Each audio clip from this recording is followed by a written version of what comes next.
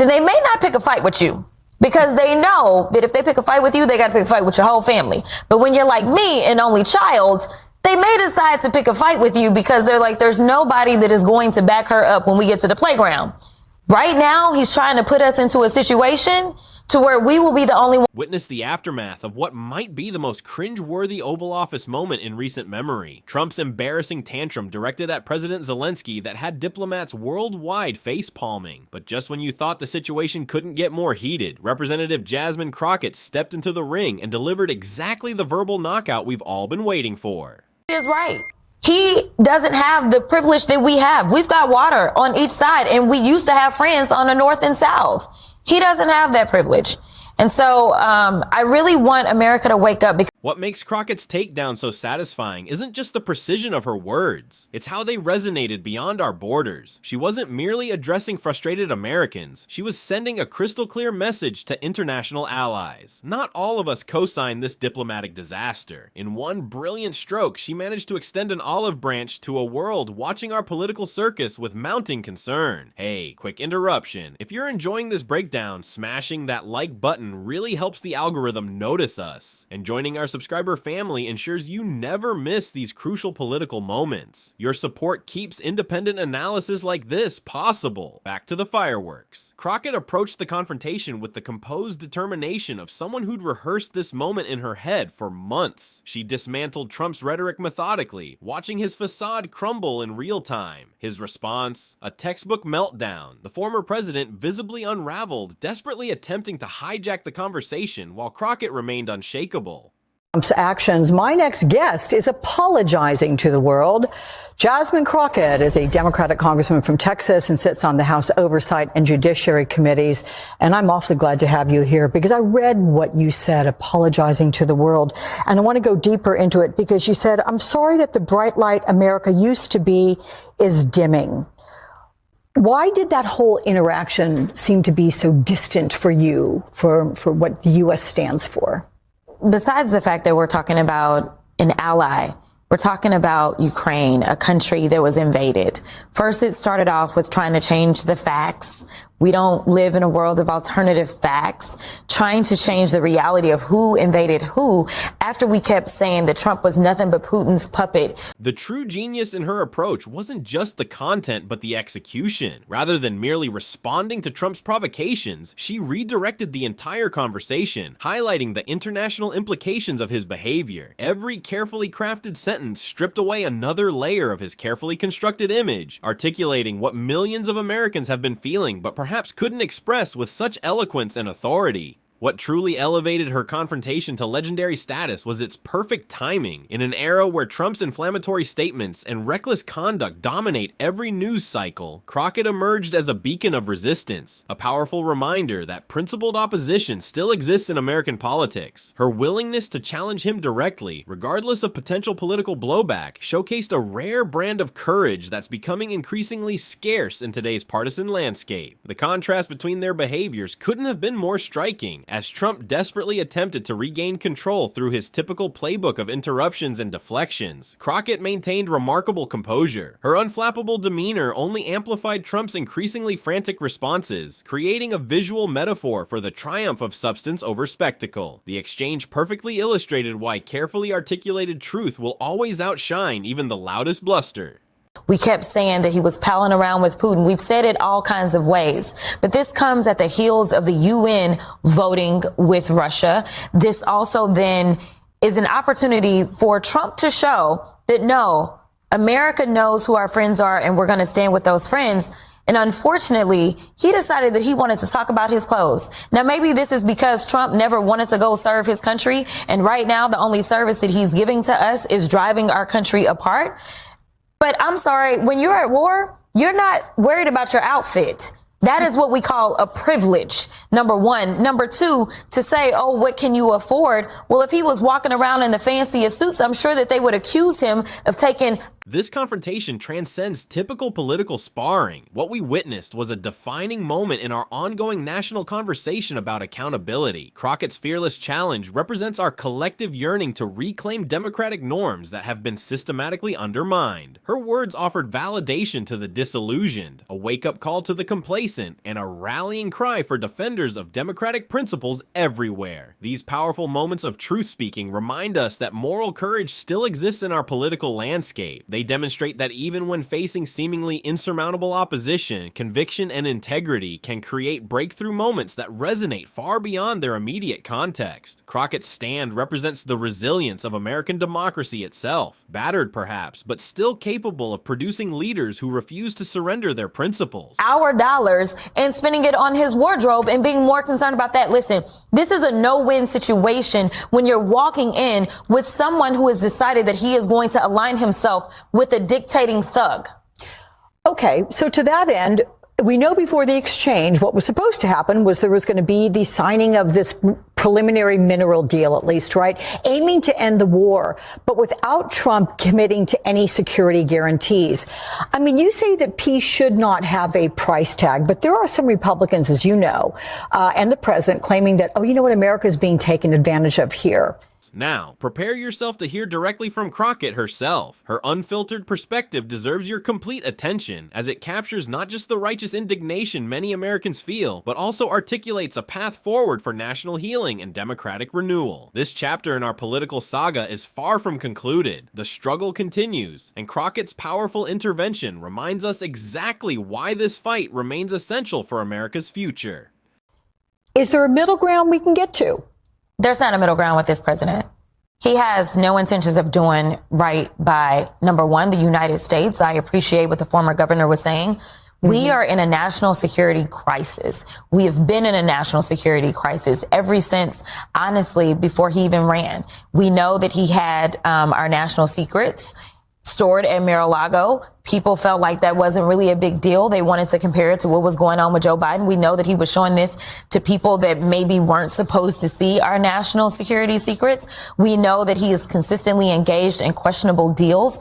The hypocrisy is staggering. Imagine if Zelensky appeared in designer suits. The MAGA outrage machine would immediately accuse him of misappropriating American aid for personal luxuries. This perfectly illustrates the impossible position foreign leaders find themselves in when dealing with an administration that's already determined its allegiances lie with authoritarian strongmen rather than democratic allies. As it relates to our emoluments clause, when he was in the first go round, next thing you know, his son-in-law was getting a lot of money from the Saudis as soon as they walked out. And so right now, and not to mention, he has decided that his DOJ will not prosecute cases that engage in any type of foreign nefariousness when it comes to getting money. So unfortunately, we have someone that is occupying the White House. And as far as I'm concerned, he is an enemy to the United States. He swore an oath just like the rest of us. But right now, when you are literally putting us at risk, all because of what? Because you want to convince your followers that you should be a dictator too, that you should never leave the White House? Because you don't believe that. Let's not forget the intended purpose of this high-profile meeting, signing a preliminary mineral agreement potentially paving the way toward peace, yet conspicuously lacking any concrete security guarantees from the American side. While some argue about America being taken advantage of, this administration seems determined to abandon the very principles that once defined American leadership on the world stage. There's no middle ground possible with an administration operating in such bad faith. We're witnessing an unprecedented national security crisis that predates even the current term. Remember the classified documents carelessly stored at Mar-a-Lago? The selective sharing of state secrets with unauthorized individuals? The suspicious financial entanglements with foreign powers that followed his previous presidency, particularly those Saudi connections that miraculously benefited his family members? Now we're watching in real time as safeguards are systematically dismantled. His Department of Justice instructed to turn a blind eye to foreign financial influence, critical oversight oversight positions eliminated, and nuclear security protocols weakened. The consolidation of power through handing critical infrastructure oversight to billionaire allies, the purging of inspector generals across agencies. These aren't random acts, but a deliberate strategy to remove checks and balances. Meanwhile, his administration alienates long-standing European allies through his vice president's diplomatic blunders. The message being sent is crystal clear. America is retreating from its global leadership role, abandoning democratic principles, and creating a dangerous power vacuum that adversaries are eager to fill. What will it take for Americans to recognize the gravity of this situation before irreparable damage is done to our institutions and international standing? And I don't know what it's going to take to get people to wake up. We are not living in a safe country when we decide that we are going to weaken our national security by getting rid of those that are watching our nuclear stockpile, by giving everything over to a private friend known as Elon Musk. We are getting rid of all of the inspector generals. And so there's literally a lack of checks and balances all around us. And then we have somebody who's sending his vice president out to offend our allies. And when I was campaigning for Madam Vice President, is I would say, listen, it's kind of like the schoolyard.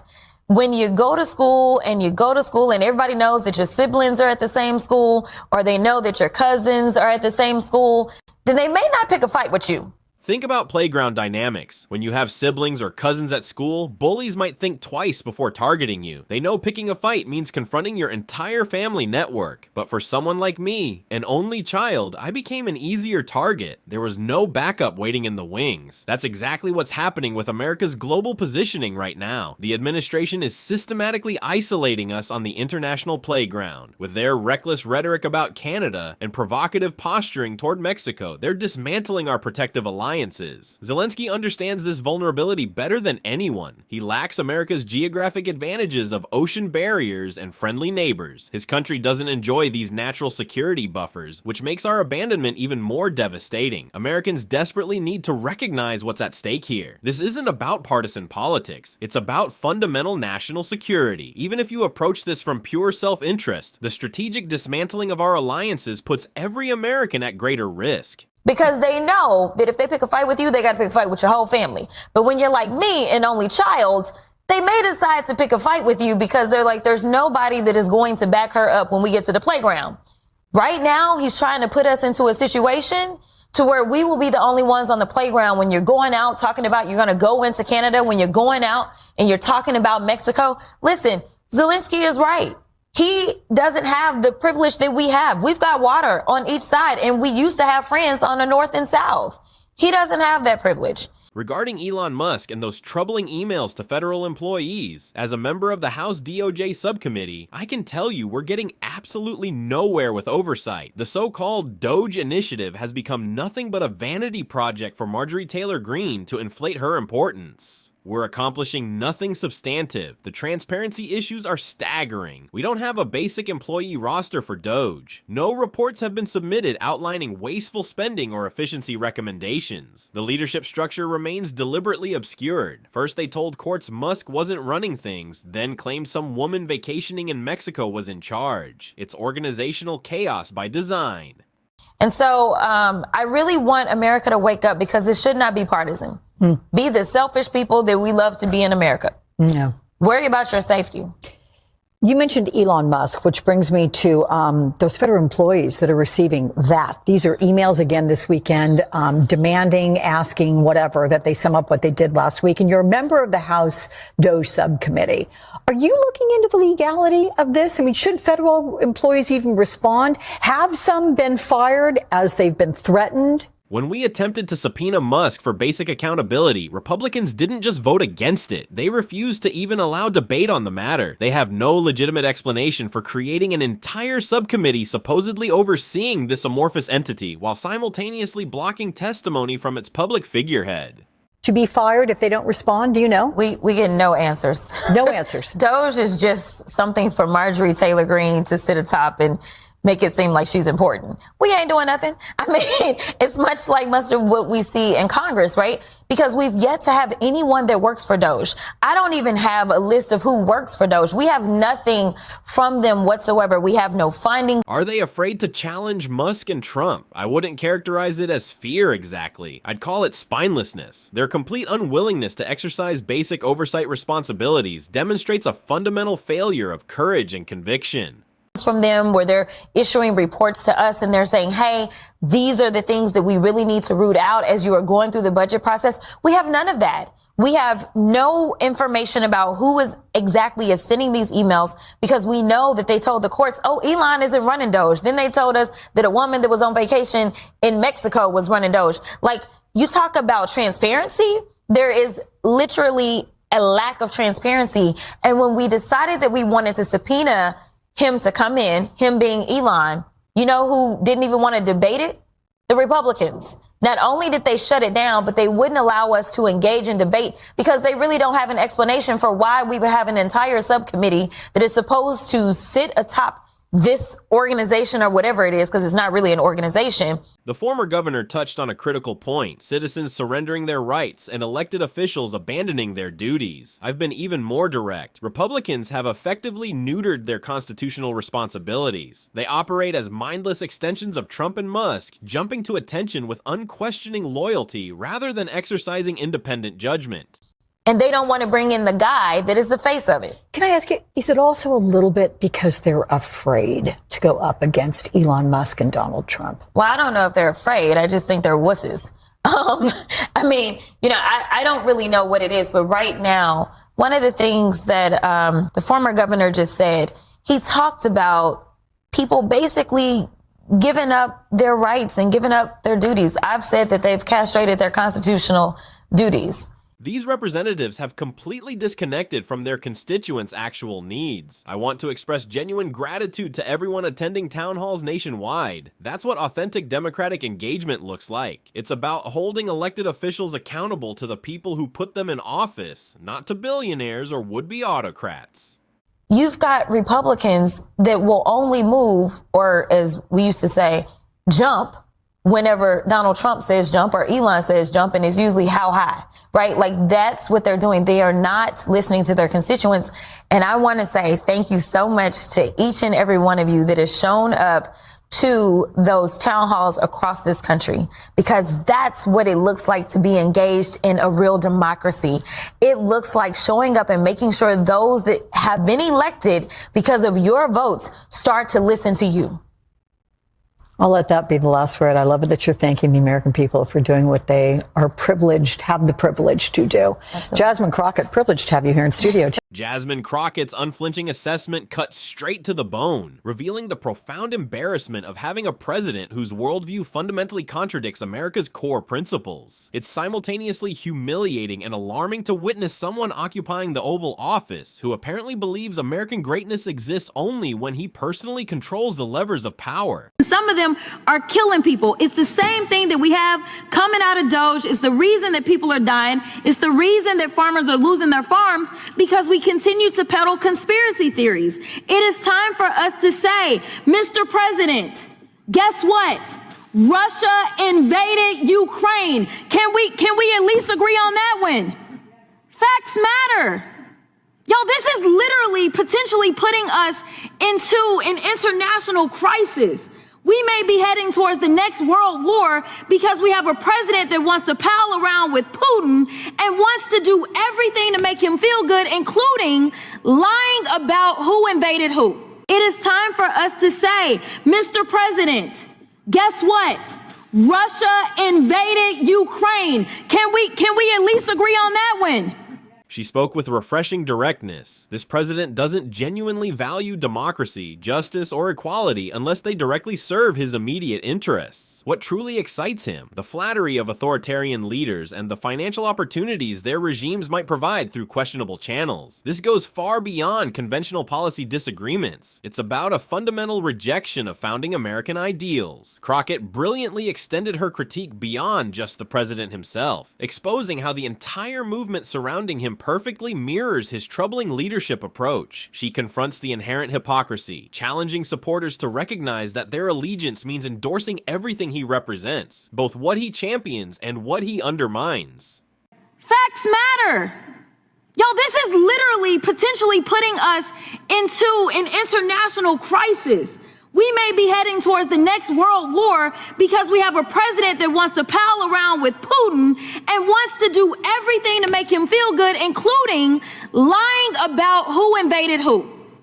Mr. Chair, I got a minute left, but I really want to yield to any of my colleagues and ask them if they will say today, very basically, that when it came down to the war in Ukraine, that it was not Ukraine that invaded Russia, it was the other way around. Is there anybody in here that has enough courage to say that Russia invaded Ukraine? Consider what this reveals. When a leader prioritizes blind loyalty over ethical governance, personal enrichment over public welfare, and authoritarian admiration over democratic institutions, what does that tell us about those enthusiastically supporting such leadership? Crockett's message resonates so powerfully because it forces uncomfortable self-examination. The conspiracy theories flowing from entities like Doge have real-world consequences. Lives lost, livelihoods destroyed, farmers losing generational homesteads. We've reached a crisis point where even acknowledging basic facts, like which nation invaded Ukraine, has become politically contentious. This denial of reality threatens to plunge us into serious international conflict. We're potentially stumbling toward another global conflict because our president appears more concerned with Putin's approval than objective reality. He's willing to distort fundamental facts about invasion responsibility just to maintain that relationship. Can we not establish even this most basic truth, that Russia invaded Ukraine, not the other way around? When facts become negotiable, our entire international security framework crumbles. The stakes couldn't be higher. This isn't partisan bickering, but existential geopolitical positioning that could spiral into catastrophic conflict. Our president's eagerness to rewrite history to please Putin represents a dangerous departure from decades of American foreign policy consensus. Mr. Chair, I have just a minute remaining, but I'd like to yield to any colleague willing to make one simple statement of fact. Ukraine did not invade Russia. Russia invaded Ukraine. Is there anyone here with enough courage to acknowledge this basic reality?